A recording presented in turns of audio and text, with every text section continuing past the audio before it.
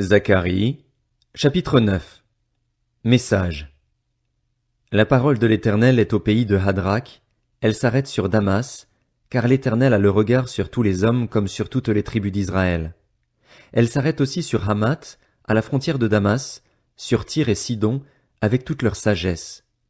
Tyr s'est construit une forteresse. Elle a amassé l'argent comme la poussière et l'or comme la boue des rues, mais le Seigneur s'en emparera. Il précipitera sa puissance dans la mer, et elle sera dévorée par le feu. Ascalon le verra, et elle aura peur. Gaza aussi, et elle se tordra de douleur, ainsi qu'Écron, car son appui fera sa honte. Le roi disparaîtra de Gaza, et Ascalon ne sera plus habité. Un bâtard s'établira dans Asdod, et j'abattrai l'orgueil des Philistins. J'arracherai le sang de sa bouche, les plats abominables de ses dents. Lui aussi sera un reste pour notre Dieu, il sera pareil à un chef en Juda. Écron sera pareil à un Jébusien.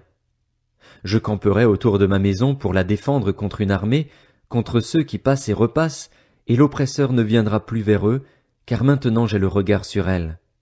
Réjouis-toi, fille de Sion. Lance des acclamations, fille de Jérusalem. Voici ton roi qui vient à toi. Il est juste et victorieux.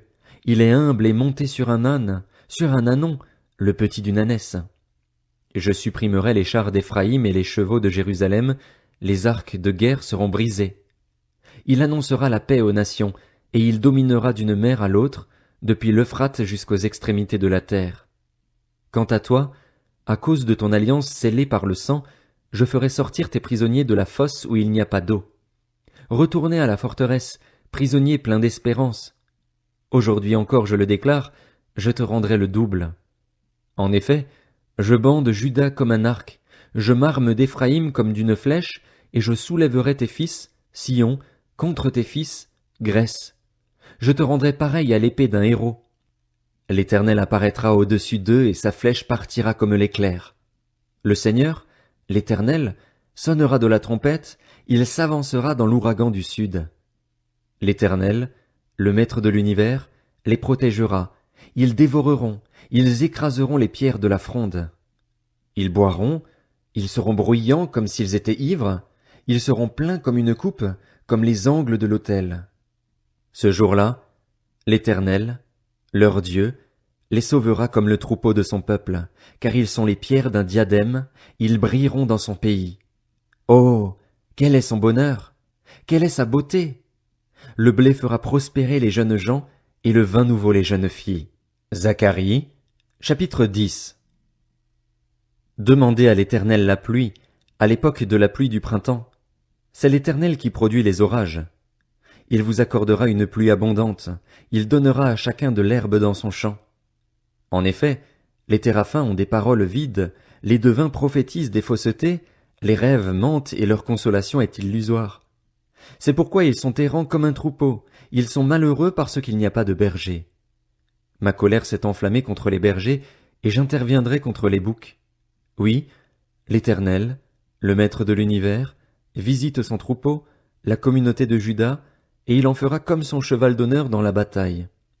De Juda sortira la pierre angulaire, le piquet, l'arc de guerre, de lui sortiront tous les chefs ensemble. Ils seront pareils à des héros qui piétinent dans la bataille la boue des rues, ils combattront, parce que l'Éternel sera avec eux, et leurs ennemis, quoique montés sur des chevaux, seront couverts de honte. Je fortifierai la communauté de Juda et je délivrerai la famille de Joseph.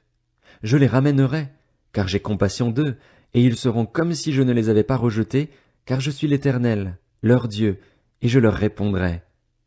Éphraïm sera pareil à un héros. Leur cœur aura la joie que donne le vin.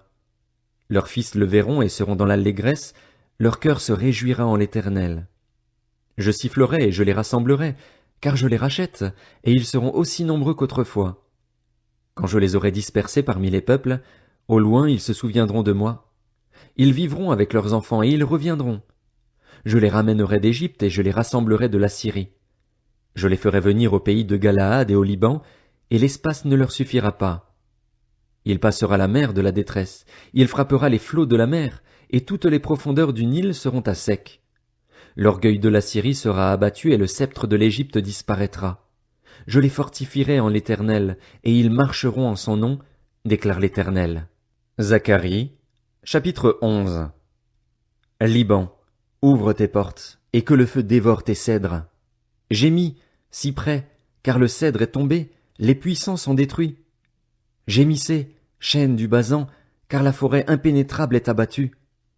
Les bergers poussent des hurlements, parce que ce qui faisait leur gloire est détruit. Les lionceaux rugissent, parce que l'orgueil du Jourdain est abattu. Voici ce que dit l'Éternel, mon Dieu. Prends soin des brebis destinées à l'abattoir. Ceux qui les achètent les égorgent impunément, et celui qui les vend dit « Béni soit l'Éternel, car je m'enrichis ». Leurs propres bergers n'ont pas pitié d'elles.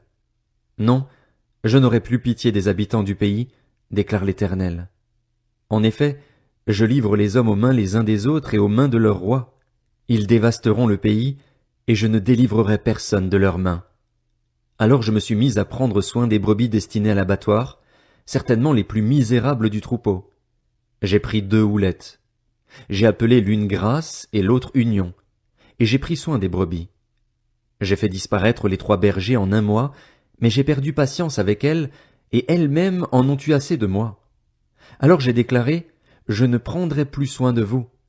Que celle qui va mourir meure, que celle qui va disparaître disparaisse, et que celles qui restent se dévorent les unes les autres. J'ai pris ma houlette Grâce et je l'ai brisée pour rompre mon alliance, celle que j'avais conclue avec tous les peuples. Elle a été rompue ce jour-là, et les plus misérables des brebis qui m'observaient ont reconnu que c'était une parole de l'Éternel. Je leur ai dit, si vous le trouvez bon, donnez-moi mon salaire, sinon, ne le donnez pas. Alors ils ont pesé pour mon salaire 30 pièces d'argent. L'Éternel m'a dit, jette-le au potier, ce prix magnifique auquel ils m'ont estimé. J'ai donc pris les 30 pièces d'argent et je les ai jetées dans la maison de l'Éternel pour le potier. Puis j'ai brisé ma seconde houlette, Union, pour rompre la fraternité entre Juda et Israël.